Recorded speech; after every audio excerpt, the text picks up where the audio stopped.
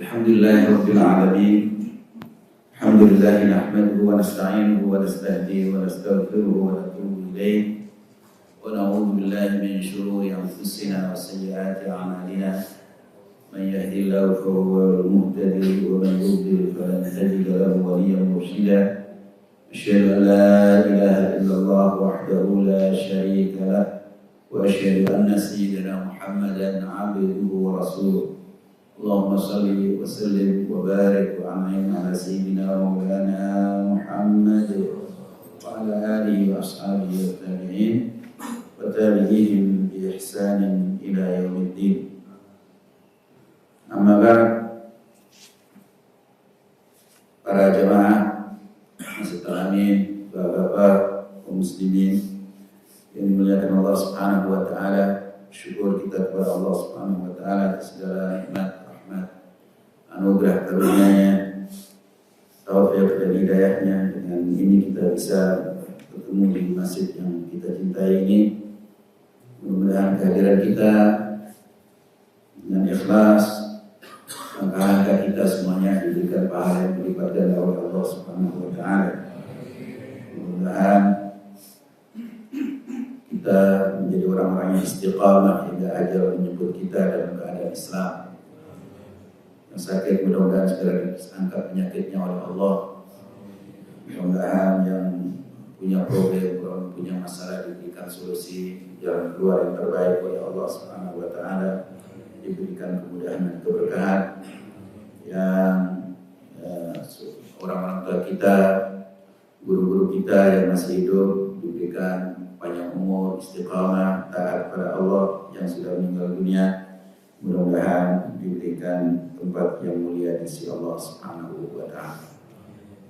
Jamaah yang dimuliakan Allah Subhanahu wa taala, kajian sirah nabawiyah kita ya, karena momennya momen ya Maulid ya, maka akan saya bacakan terkait dengan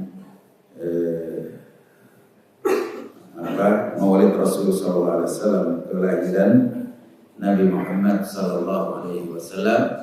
Dalam hal ini agar punya pijakan yang kuat, saya bacakan atau saya ambilkan materi-materinya dari kitabnya Imam Ibnu Rajab Al-Hambali, Al-Hafidh Zainuddin Abdul Farad Abdurrahman bin Ahmad bin Rajab Al-Hambali, dan yaitu kitab Lataiful Ma'arif ya. Mudah-mudahan Allah memberikan manfaat kepada kita. Jamaah yang dimuliakan Allah Subhanahu wa taala, ya, Imam Muslim rahimahullah meriwayatkan satu hadis dari Abu Qatadah Al-Ansari radhiyallahu anhu, anna Nabiyya sallallahu alaihi wasallam su'ila an siyam yaumil itsnain faqala dzalika yaumun wulidtu fihi wa unzilat alayya fihi an-nubuwah. Ya, Rasulullah sallallahu alaihi wasallam ditanya tentang puasa hari Senin. Ya.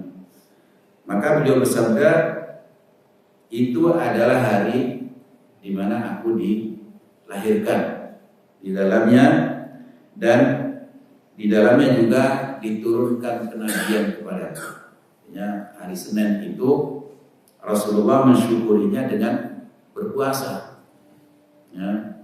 Jadi Imam Ibnu Rajab mengatakan bahwa mensyukuri nikmat Allah, khususnya inda tajaddudin nikmah, ketika nikmat itu teringat kembali, baru, seolah-olah baru lagi ya, memperingati itu adalah ya bagian daripada sunnah Rasul sallallahu alaihi wasallam.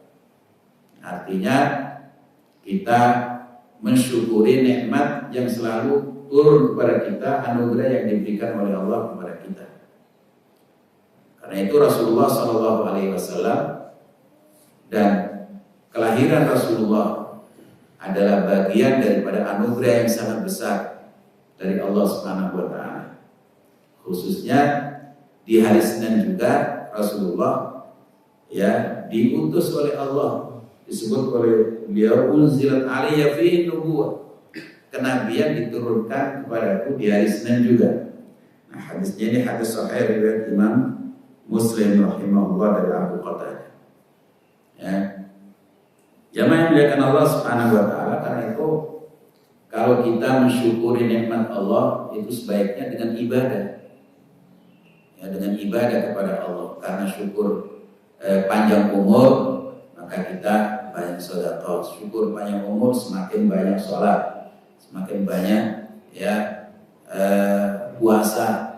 Nah, itu bagian dari rasa syukur kita sebagaimana diajarkan oleh Rasulullah Sallallahu Alaihi Wasallam. Ya.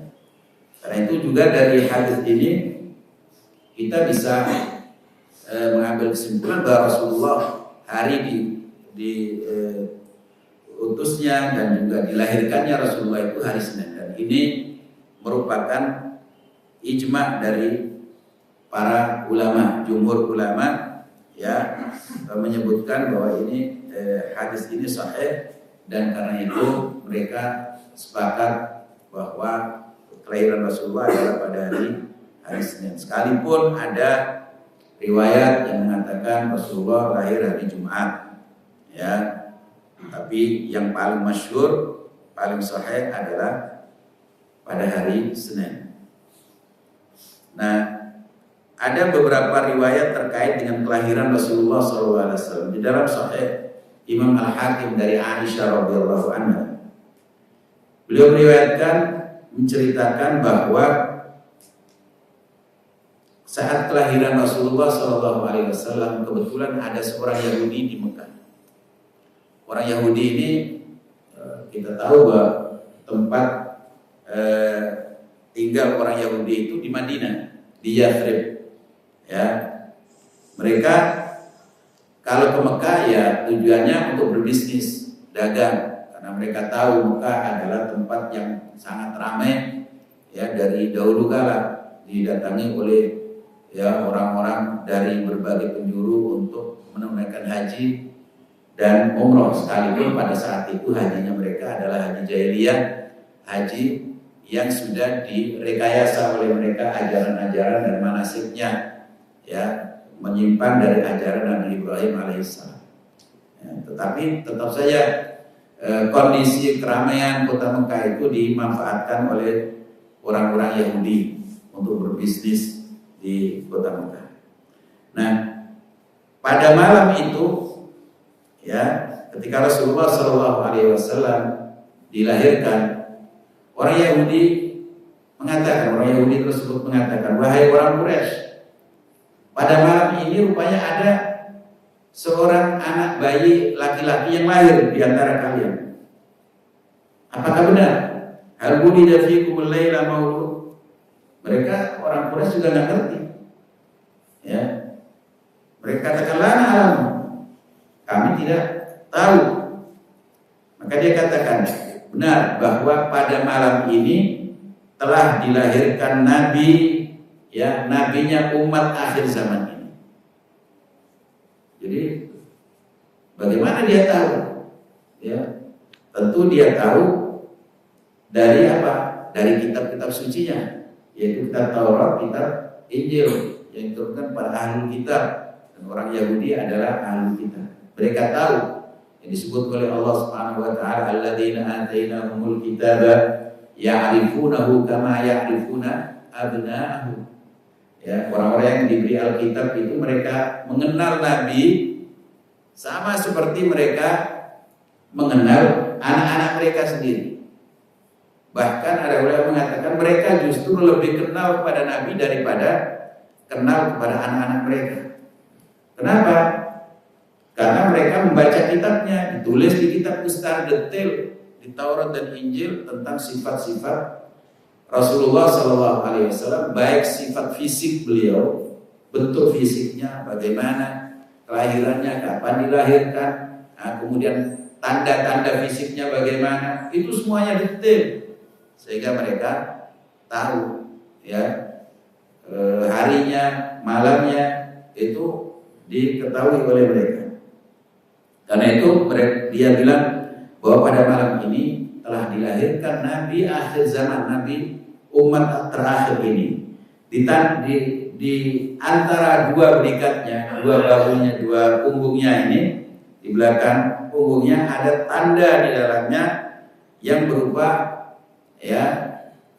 bulu, bulu seperti jengger kuda, bulu seperti jengger kuda hitam itu.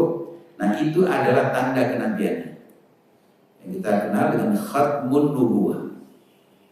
Stempel kenabiannya itu ada di punggung antara dua berikat Rasulullah Sallallahu Alaihi Wasallam. Lalu orang-orang Quraisy yang mendengarkan dari orang Yahudi itu penasaran juga, lalu dia diajak, suruh cari di mana siapa yang malam ini melahirkan bayi laki-laki.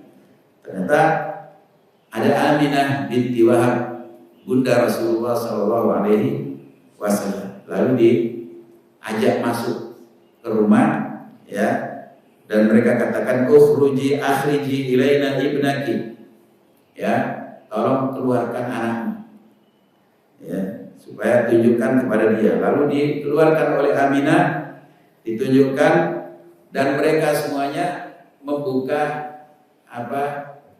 punggung bayi tersebut.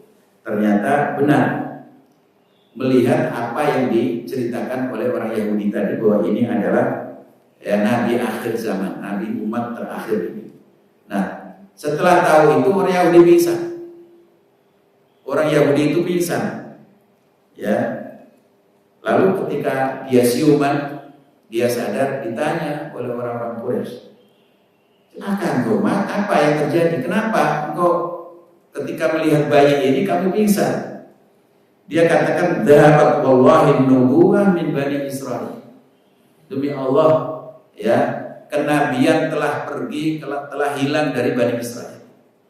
Karena selama ini, para nabi, para rasul, mulai dari nabi anak keturunan Nabi Ibrahim, Yakub, dari Ishak, itu semuanya dari Bani Israil, dari keturunan Yakub. Yakub itu Israel, sehingga anak keturunannya disebut Bani Israil.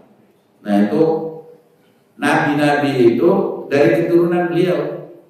Nah, ketika orang Yahudi ini tahu bahwa nabi terakhir bukan berasal dari kaum Bani Israil, dia pingsan. Berarti kemuliaan Allah sudah berpindah kepada bangsa lain, bukan kepada bangsa Israel. Karena mereka menganggap bahwa Bani Israel, bangsa Israel itu adalah bangsa terbaik. Disebut Sya'bullahil Mukhtar, yaitu bangsa yang terpilih, yang diistimewakan oleh Allah Subhanahu wa taala, sehingga nabi-nabi itu umumnya dari Bani Israel. Tetapi anehnya nabi terakhir justru dari bangsa Arab, keturunan Nabi Ismail, bukan Bani Israel tapi Bani Ismail. Anak keturunan Nabi Ismail, dan itu satu-satunya nabi dari Bani Ismail alaihissalam. Ini menunjukkan bahwa Rasulullah dilahirkan dengan khatmun nubuwah, dengan stempel kenabian di antara kedua, dan ini menunjukkan kenabian atau tanda-tanda kenabian Rasulullah SAW yang dicari-cari juga oleh ahli kita.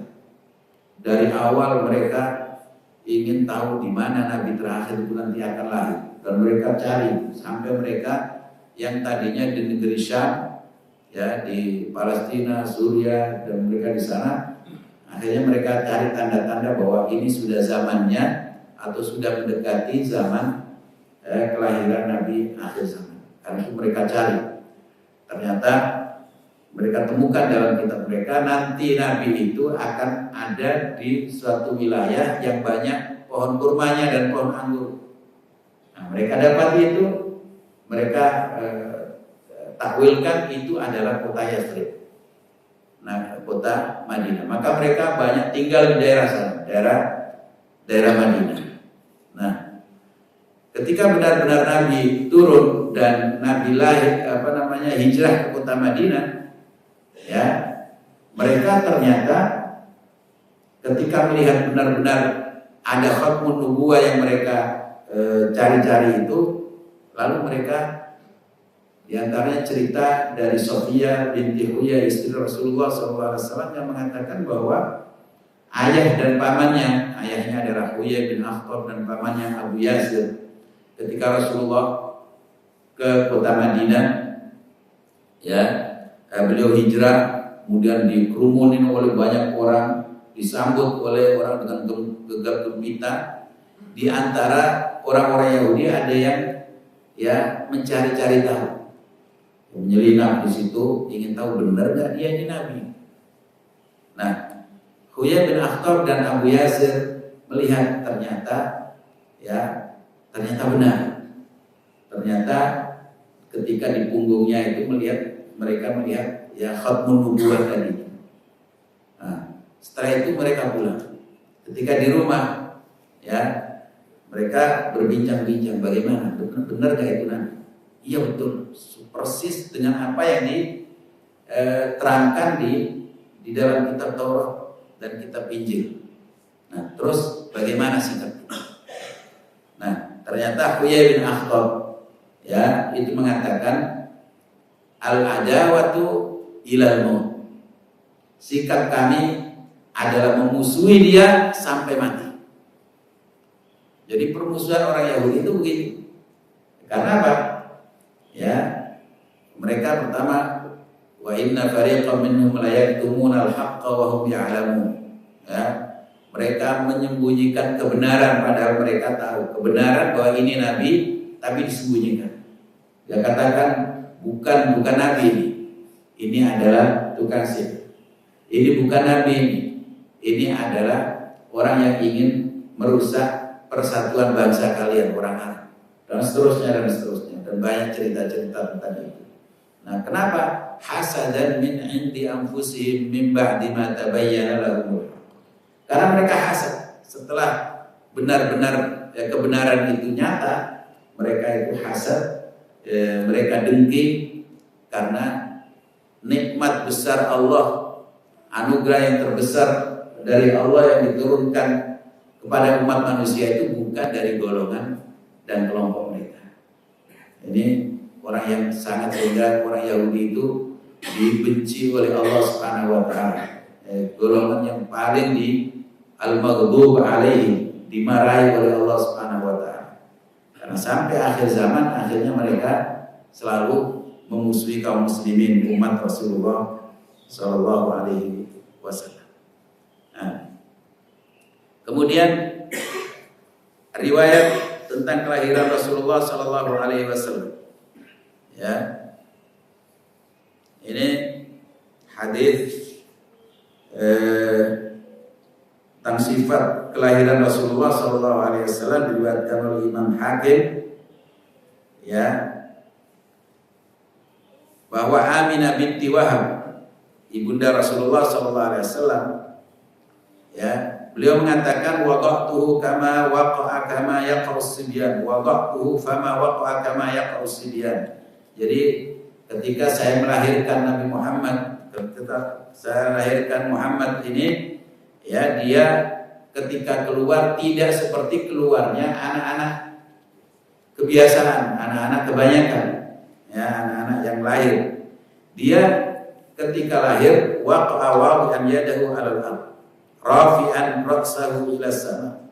Dia meletakkan tangannya di bumi, kemudian mengangkat tangannya begini dan mengangkat kepalanya ke langit. Ya. Juga diriwayatkan bahwa dia ketika dilahirkan, Rasul dilahirkan, beliau mengambil pasir atau tanah begitu dengan tangannya. Kemudian para Al-Qafah itu orang yang ahli menebak, ya, nasab. Itu zaman Arab itu orang disebut Al-Qaif atau Al-Qafah, itu orang yang tidak tahu nasabnya, apa ini ada hubungan nasab antara si A dan si B. Nah, itu dia bisa nebak dari bentuk tubuhnya, kakinya, ya jari-jarinya, dilihat wajahnya, telinganya, kupingnya. Nah itu sekalipun dari wajahnya atau bentuk warna kulitnya beda, itu dia bisa menebak. Suatu ketika Zaid bin Thabit dan anaknya Zaid bin Haritha dan putranya yaitu Usama bin Zaid. Usama bin Zaid itu hitam anaknya. Zaid bin Haritha putih. Ya. Lalu ada diisukan bahwa ini bukan anak Zaid bin Haritha. Ya. Lalu suatu ketika Rasulullah jadi sedih karena Zaid bin Haritha adalah putra angkatnya, anak angkatnya. Ini berarti cucu angkatnya. Cucu angkatnya. Nah, diisukan ini bukan hasil dari Zaid, karena Zaid putih bapaknya, ini hitam. Nah, suatu ketika ada di siang hari berdua Zaid dan Usama itu tidur bareng, ya. Dan kemudian masuk seorang qaif, yang untuk menebak itu tanpa disengaja, tanpa diundang. Lalu melihat 2 kaki atau 4 kaki ini, oh ini rupanya ini luar biasa, ini kesamaan kaki ini anak dan bapak ini. Maka Rasulullah gembiranya luar biasa, dan itu menjawab isu yang mengatakan ini bukan anaknya Zaid bin Harithah. Itu qaif. Nah, saat Rasulullah lahir, itu ada seorang qaif, ketika melihat Rasulullah mengambil tanah, pada lahirnya itu, mengambil tanah, kemudian qaif itu dia katakan in sadaqal fa'lu la yaghlibanna ahlal ardh.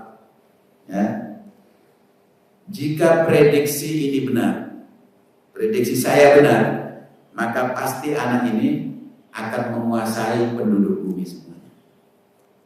Dan yang benar Rasulullah SAW menguasai penduduk bumi. Nah, kemudian riwayatnya lain menyebutkan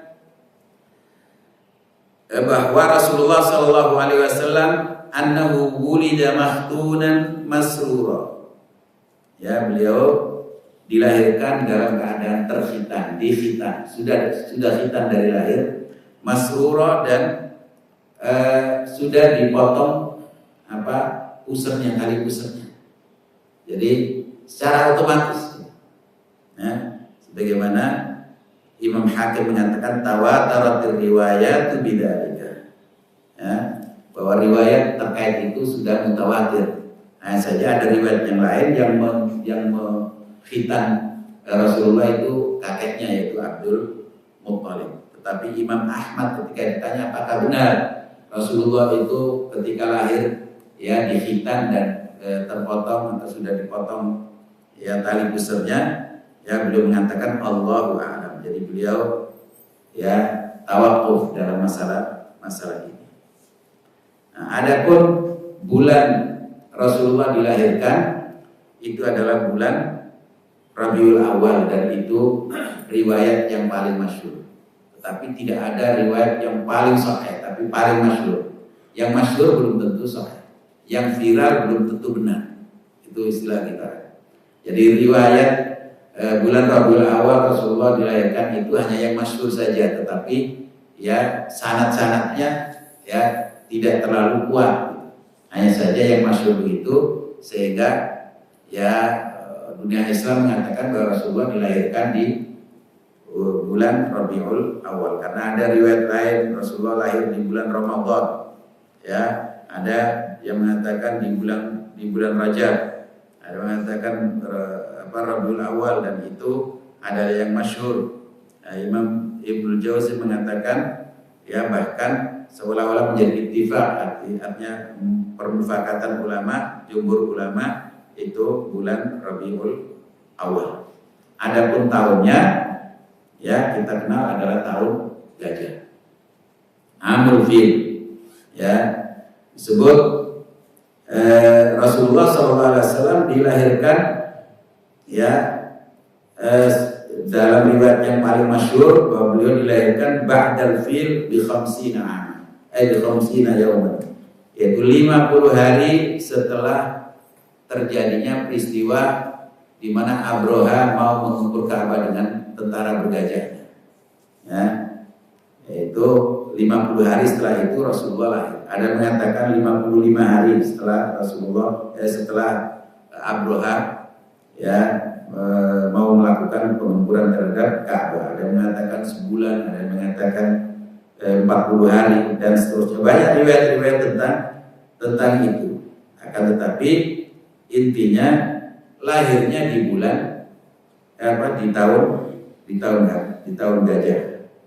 Dan orang Arab itu biasa ya, dan orang-orang kita dahulu juga selalu begitu untuk menandai ya peristiwa, menandai suatu kapan umurnya berapa. Nah itu selalu mengatakan ini lahir di saat Gestapo PKI, ini lahir di saat kemerdekaan Indonesia dan lain sebagainya. Di peristiwa-peristiwa besar di mana pada saat itu Abroha ingin menggempur Ka'bah. Abroha itu adalah dari orang Habasyah atau Ethiopia. Jadi di Yaman itu dulu ya, dia Raja Yaman atau panglima yang dikirimkan dari Habasyah ke Yaman untuk berkuasa di Yaman. Ya, sebetulnya di Yaman itu tadinya yang berkuasa adalah raja-raja dari Yahudi. Tapi kemudian ada agama baru yang menurut mereka agama baru itu adalah agama yang dibawa oleh Nabi Isa alaihissalam, yaitu untuk memperbaiki dan meluruskan hal-hal yang bengkok dari orang-orang Yahudi yang mereka merubah-rubah ajaran. Nah, setelah orang-orang Islam datang, atau orang-orang Nasrani ya, yang notabene pengikut Nabi Isa adalah orang Islam mereka. Ketika mereka datang di kerajaan orang-orang Yahudi itu, ya, maka Raja Yahudi marah besar. Makanya, ya, orang-orang Islam dikumpulkan semuanya, suruh kembali kepada Yahudi, suruh murtad, ya, dan Raja memerintahkan supaya dibikinkan parit, kemudian dimasukin minyak, kemudian dibakar. Yang mau murtad silakan dia selamat, yang tidak dia wajib untuk masuk ke parit, dibakar di situ. Ya, maka banyak sekali di hari itu yang mati karena mempertahankan agamanya, dan itu disebut dalam Al-Quran Ashabul Ukhdud. Ya, peristiwa Ashabul Ukhdud, surat apa itu? Surat Al-Buruj ya. Was-sama'i dzatil buruj wal yawmil maw'ud wa syahidin wa masyhud qutila ashabul ukhdud an-nar api dzatil waqud, yang punya bahan bakarnya itu berupa minyak. Jadi mereka disiksa luar biasa untuk mempertahankan keimanan. Banyak sekali orang yang mati dalam keadaan ya husnul khatimah sekalipun dibakar seperti itu. Nah, yang terakhir ada ibu-ibu. Ya, ibu-ibu ini beno sambil menggendong bayinya begitu. Ya, bayinya belum bisa bicara, tapi ibunya ragu-ragu. Kalau saya mati tidak apa-apa untuk bertahan keimanan, tapi bagaimana anak saya, kasihan dia tidak tahu, tidak ngerti apa. Ternyata Allah membuat anak ini bisa bicara. Mengatakan, "Bunda, ya, silakan engkau masuk ke api ini dan kita syahid bersama-sama." Jadi anak ini memberikan ya semangat pada ibunya, makanya keduanya mati syahid. Dan itu ternyata anak-anak seperti itu, anak yang bisa bicara sepanjang sejarah. Anak bayi ya di masih di ayunan, di sepanjang sejarah itu ada mengatakan ada 3, ada mengatakan ada 4. Yang pertama tentu Nabi Isa alaihissalam.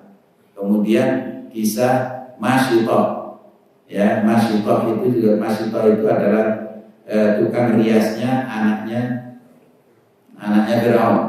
Itu ya anaknya yang masih bayi juga bisa bicara. Nah, kemudian kisah ini tadi ya Ashabul Ukhdud. Kemudian yang keempat, Rasulullah menceritakan tentang Jurej. Ya, Jurej itu ya dituduh orang banyak berzina dengan seorang pelacur. Tetapi kemudian orang-orang ketika mendengar itu, ya masjidnya dia karena dia ahli ibadah dibakar oleh massa, dirusak. Ya, karena dia dituduh ya dia ini pura-pura sebagai orang soleh. Nah, kemudian bayinya yang lahir tadi itu ya disuruh bawa ke depan dia, coba mana bayinya. Nah, itu kemudian ditusuk dengan jarinya, tubuhnya perutnya begitu, dia bicara. Sebenarnya saya ini anaknya penggembala kambing yang digoda oleh pelacur ini. Kemudian setelah itu ya dia menuduh kamu untuk bahwa suruh ngakui ini adalah bayi. Yaitu godaan. Jadi 4 bayi itu bisa bicara saat masih dalam ayunan. Jamaah yang dimuliakan Allah Subhanahu wa taala. Ya, jadi kembali kepada kisah Abroha, bahwa Abroha ini ketika terjadi fitnah dan ujian kepada orang Islam di Yaman itu, ya Abroha atau Habasyah yang ada di bawah kekuasaan Romawi, pusat Kristen pada saat itu, akhirnya mengirimkan tentara ke Yaman untuk menyerang Raja Yahudi itu. Dan akhirnya Raja Yahudi dikalahkan oleh orang Habasyah. Nah, ketika Habasyah, pimpinan Abroha itu sudah berkuasa di Yaman, dia tahu di Mekah itu kok selalu banyak manusia, banyak orang berkerumun di sana. Nah, kenapa? Oh, di sana ada Ka'bah. Kenapa kita tidak alihkan mereka saja ke Yaman sih? Maka dibangunlah satu gereja yang luar biasa, indahnya, bagus, mungkin lebih bagus daripada katedral mungkin. Lebih bagus, dinamanya Al-Qulais. Ya, maka dia undang seluruh bangsa Arab supaya jangan ke Mekah. Sekarang hajinya ke Yaman saja, ke Kanisa atau ke gereja yang dibangun oleh Abroha itu. Nah, mereka nggak mau. Justru ada orang Arab Badui yang marah dengan itu, kemudian gereja yang cantik, yang bagus itu dikotori dengan kotoran unta, dengan kotoran manusia, ya dibuang di situ semuanya. Marah dia, ini pasti kelakuan orang Arab. Maka kemudian dia ya mengerahkan tentara bergajahnya untuk menggempur Ka'bah. Nah, ternyata Allah Subhanahu wa taala menyelamatkan Ka'bah karena Ka'bah ini memang tidak boleh disentuh oleh tangan-tangan jahat. Kecuali kalau manusianya zalim, itu nanti akan bisa terjadi pengerusakan terhadap tempat-tempat suci umat Islam. Kalau umat Islam banyak penyimpangan, umat Islam zalim, maka biasanya terjadi ya kerusakan di tempat-tempat suci. Nah, alhamdulillah Al-Haramain Syarifain tinggal satu tempat suci. Nah, ini berarti umat Islam ada bermasalah, yaitu Masjidil Aqsa. Ya, ada umat Islam bermasalah atau umat Islam kondisinya bermasalah jauh dari Allah, maka yang terjadi adalah tempat suci umat Islam dikuasai oleh orang lain selain dari umat Islam. Nah, karena pada saat itu memang Allah ingin menyelamatkan Ka'bah untuk umat terakhirnya, umat Rasulullah SAW menjelang kelahiran Rasulullah SAW, maka diselamatkan Ka'bah dari itu. Nah, karena nantinya pada akhirnya Ka'bah ini akan diwariskan kepada Rasulullah SAW. Hanya saja melalui perjuangan yang cukup panjang, ya, yaitu sampai Rasulullah di Mekah itu 13 tahun Rasulullah berjuang untuk membebaskan Mekah dari kemusyrikan. Ya, Rasulullah dan sahabat-sahabatnya yang hanya sedikit itu menghadapi berbagai macam ya tantangan, dibully, disiksa, bahkan ada yang dibunuh di situ. Rasulullah akhirnya mencari tempat untuk hijrah. Akhirnya hijrah ke kota Madinah. Di Madinah 8 tahun baru Rasulullah kembali, ya, menyusun kekuatan dengan 10.000 pasukan menuju kepada Mekah, dan akhirnya Ka'bah bisa dibebaskan dari, ya, kekuatan orang-orang musyrik. Di sanalah, ya, Islam dianut oleh semua manusia. Wa ra'aitan nasa yadkhuluna fi dinillahi afwaja. Berduyun-duyun masuk ke dalam agama Islam. Yang unik dari berbagai riwayat yang saya baca, bahwa nanti di akhir zaman Ka'bah ini akan dikuasai lagi oleh orang Habasyah. Ternyata orang Habasyah, ya, nanti yang menghancurkan Ka'bah. Ya, jadi seperti itu, nanti kita bahas itu di akhir. Jadi Rasulullah SAW lahir, ya, pada tahun gajah.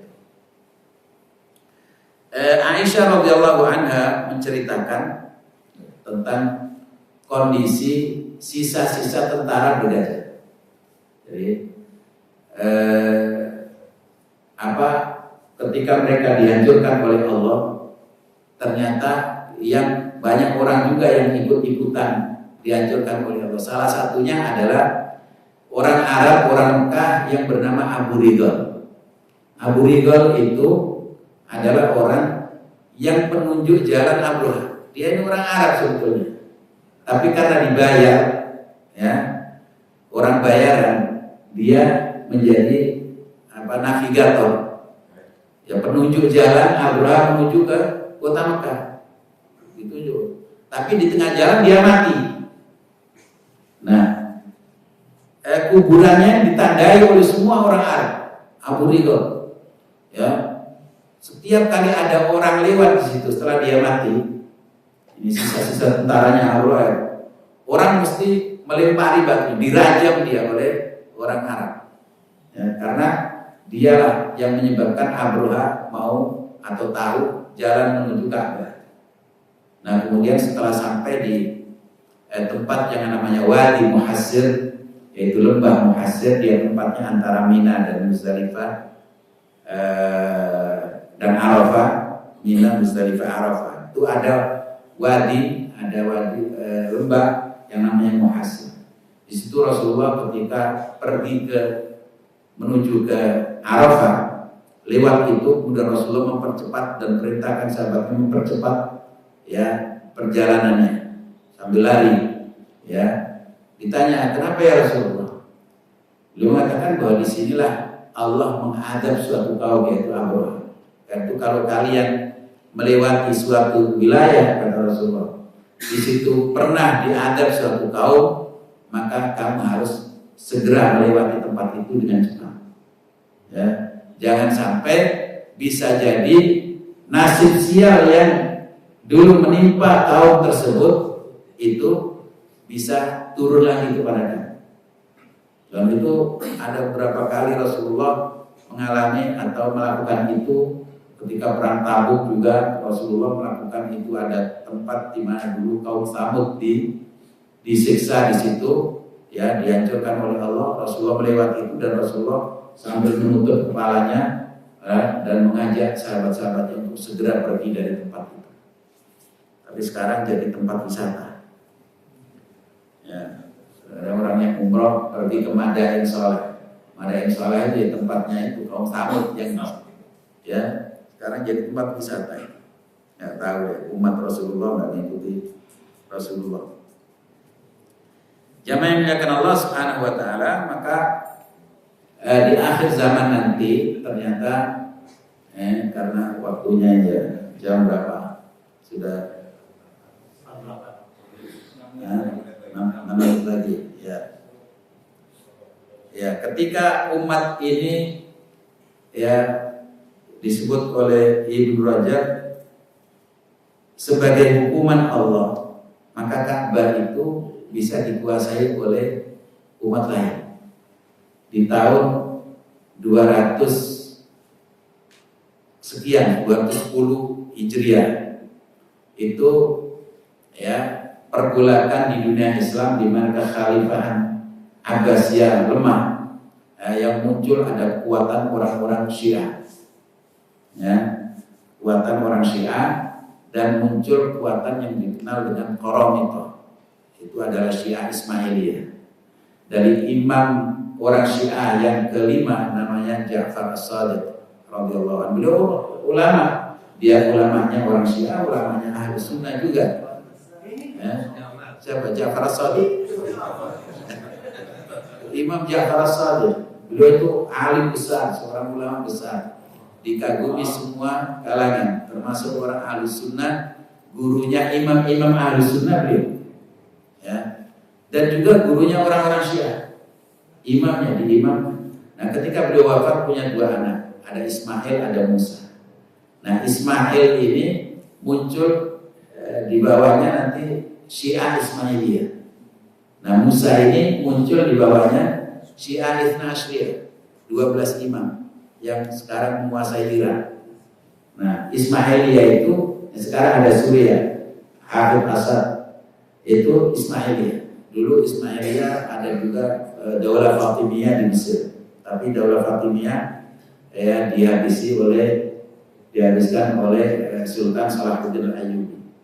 Nah, suatu ketika di saat kaum Qaramithah yang Ismailiyah tadi itu berkuasa, dia kuatnya luar biasa, sampai-sampai dia membunuh khalifah Daulah Abbasiyah yang ada di Baghdad. Kemudian dia menguasai wilayah. Nah, kekuasaan mereka adalah Bahrain, kemudian di sekitar Saudi Arabia sekarang, di Al-Khobar, di Al-Ahsa atau Al-Hasa, itu pusat kekuasaan mereka.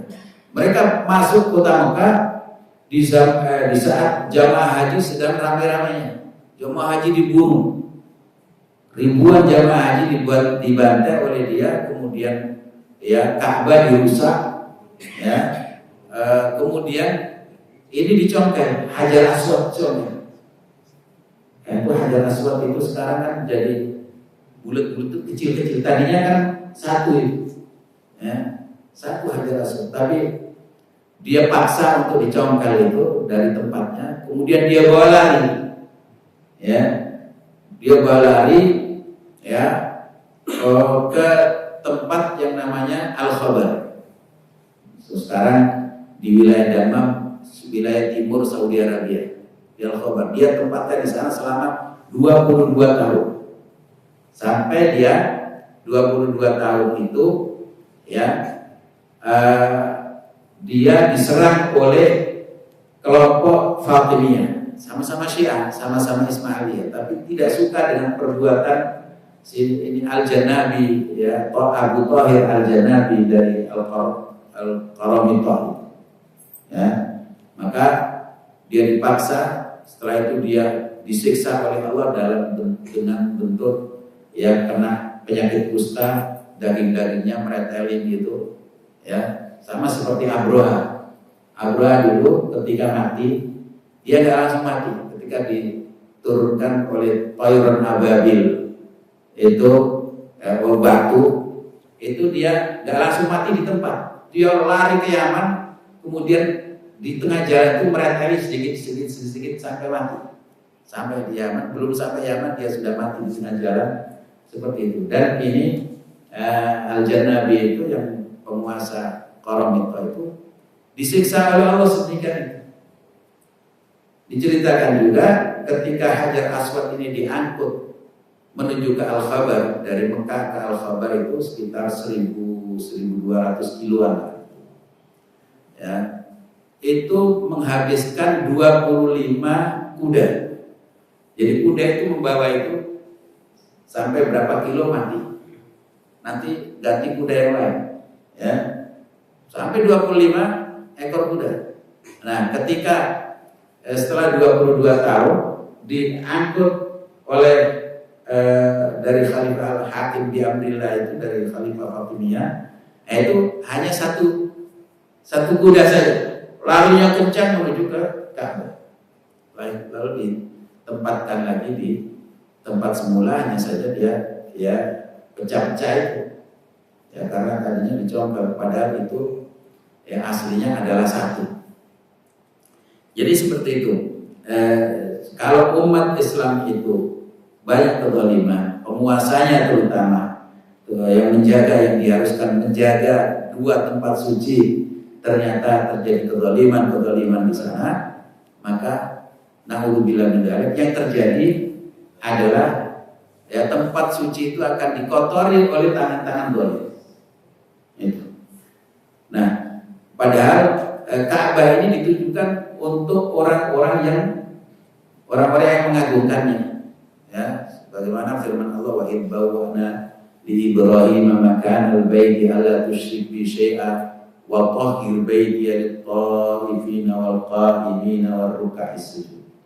Ya, dan sucikan rumahku ini wahai Ibrahim, ya, untuk tujuan orang-orang yang tawaf, haji, umrah, ya, orang-orang yang qa'imin, yang qiyamul lail, yang ibadah, dan ar-ruk'is sujud, orang-orang yang salat ruku' dan sujud.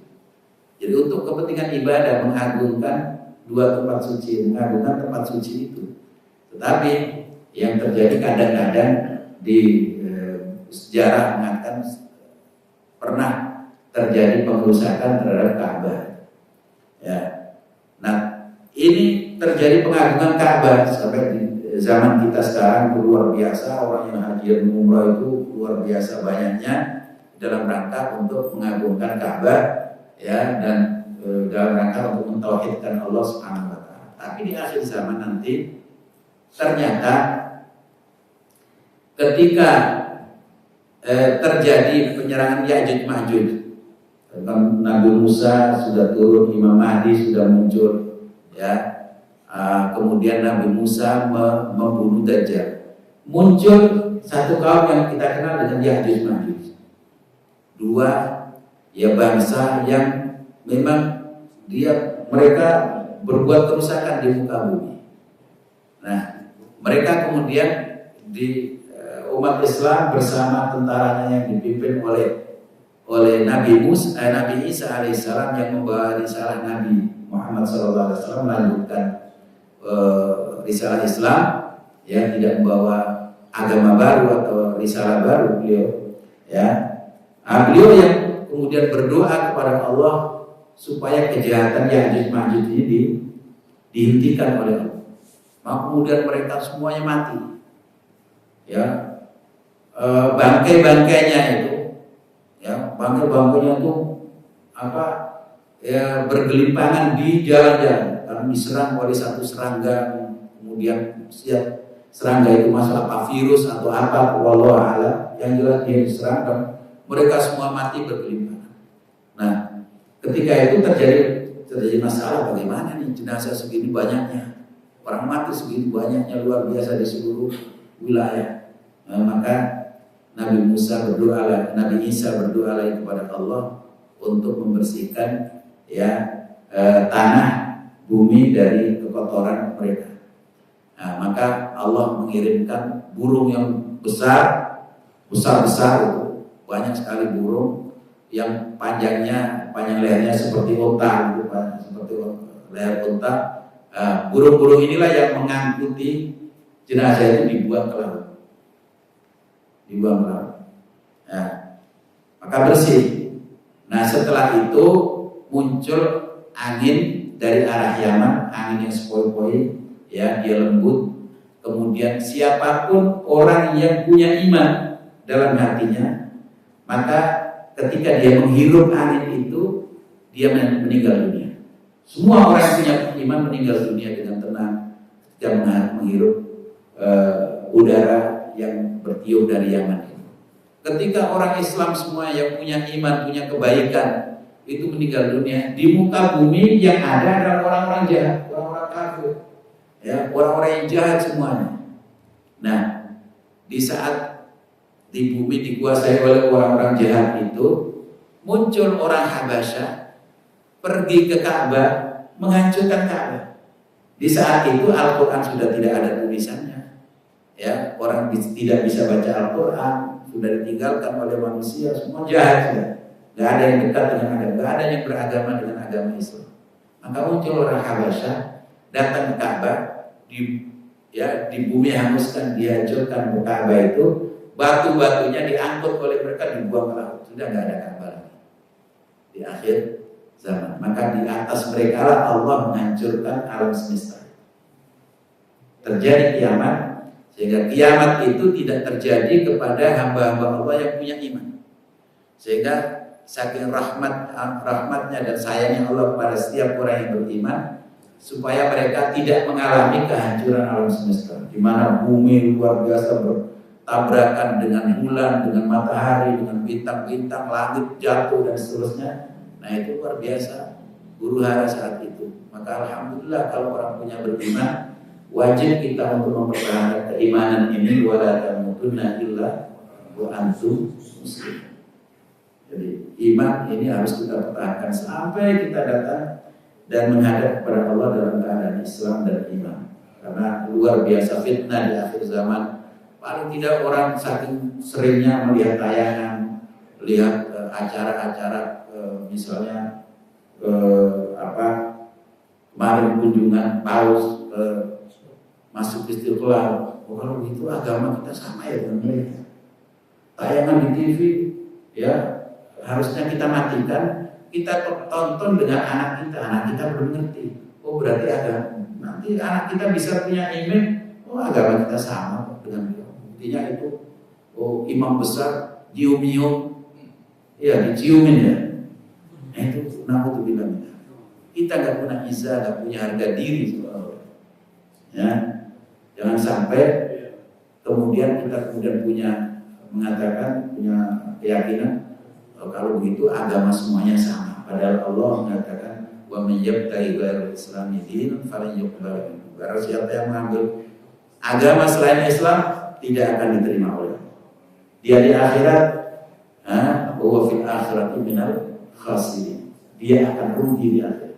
Karena dia menganggap di dunia ini agama saya benar, ini agama semuanya sama. Nanti di akhirat tidak akan diterima oleh Allah Subhanahu wa taala. Alhamdulillah kita bersyukur mengikuti ajaran Nabi Muhammad sallallahu alaihi wasallam. Mudah-mudahan bermanfaat. Qul qali hada wa astaghfirullah wa lakum. Rabbana zalamna anfusana wa lam taghfir lana tarhamna lanakunanna minal khasirin. Rabbana la tuzigh qulubana ba'da idh hadaytana wa hab lana min ladunka rahmah innaka antal wahhab. Subhanakallahumma rabbana bihamdik asyhadu an la ilaha illa anta astaghfiruka wa atubu ilaik. Wa sallallahu ala sayyidina Muhammad wa alihi wasallam. Alhamdulillahirabbil alamin. Assalamualaikum warahmatullahi wabarakatuh.